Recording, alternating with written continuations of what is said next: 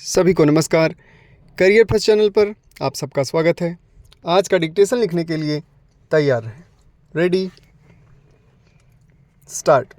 मैंने पिछले सत्र में 13 तारीख को एक प्रश्न का नोटिस दिया था, जिसके द्वारा प्रधानमंत्री से यह जानना चाहा था कि मंत्रिमंडल का पुनर्गठन करने से पहले क्या उन सदस्यों से सलाह मशविरा किया जाता है जिनको मंत्रिमंडल में शामिल किया जाता है।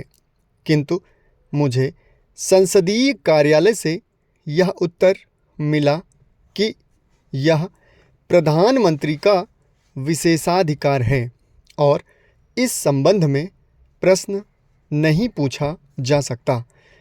इसी प्रकार से मैंने पर्यटन और नागर विमानन मंत्रालय के संबंध में एक प्रश्न का नोटिस दिया था, किंतु वह प्रश्न भी स्वीकार नहीं किया गया। इस प्रकार के अनेक उदाहरण हैं कि जब सदस्यों के प्रश्नों को स्वीकार नहीं किया जाता।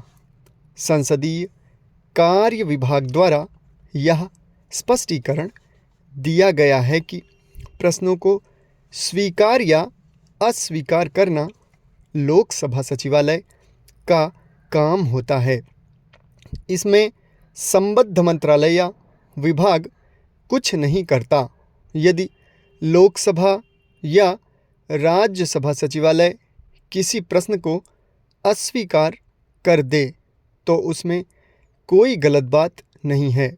संसद के कार्य संचालन के लिए कार्य संचालन समिति द्वारा नियम बनाए गए हैं, जिनके अनुसार ही किसी प्रश्न को स्वीकृत या अस्वीकृत किया जा सकता है। किंतु संसद की कार्यवाही के दौरान जो पूरक प्रश्न पूछे जाते हैं, उनका उत्तर मंत्री जी अपनी इच्छानुसार अथवा अध्यक्ष के निर्देश पर दे सकते हैं। इन दोनों बातों में असंगतियां हैं। एक ही प्रकार के प्रश्न उत्तर देने के लिए अस्वीकृत हो जाते हैं, लेकिन पूरक प्रश्नों के रूप में पूछे जा सकते हैं और उनका उत्तर भी मिल जाता है।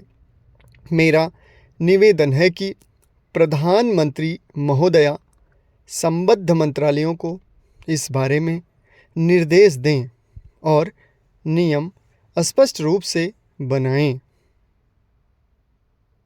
पिछली ही बार कृषि और सिंचाई मंत्री ने निर्माण और आवास मंत्री की बातों से सहमति प्रकट करते हुए बताया कि भयंकर बाढ़ और सूखे के कारण लोगों के पुनर्वास की समस्या उठ खड़ी हुई है।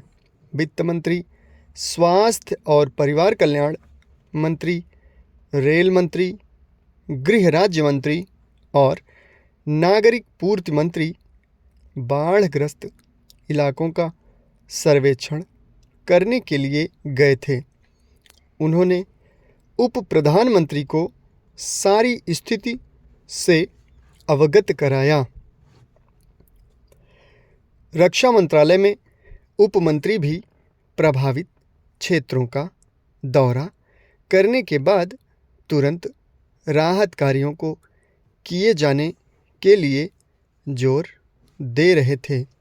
डाक और तार विभाग के कर्मचारियों ने तुरंत संचार साधनों को फिर से चालू करने के प्रयत्न किए। रेल मंत्रालय में उप मंत्री स्वयं विशेष रेलगाड़ी द्वारा राहत सामग्री के साथ बाढ़ग्रस्त क्षेत्रों तक पहुंच गए। स्वास्थ्य और परिवार कल्याण मंत्रालय ने आवश्यक दवाइयों का प्रबंध किया ताकि महामारी न फैल सके। निर्माण और आवास मंत्रालय के अधिकारी उजड़े हुए लोगों के पुनर्वास के कार्य में जुट गए। रक्षा मंत्री के निर्देश पर हजारों सैनिक लोगों को उनके घरों से सुरक्षित स्थानों पर ले जाने में जुट गए। राहत का कार्य जिस द्रुत गति से चला, उससे सैकड़ों लोगों की जानें बचाई जा सकीं। इस भयंकर बाढ़ का पानी कई दिनों तक निचले इलाकों में भरा रहा और चारों ओर समुद्र सा नजर आ रहा था। समाप्त। धन्यवाद।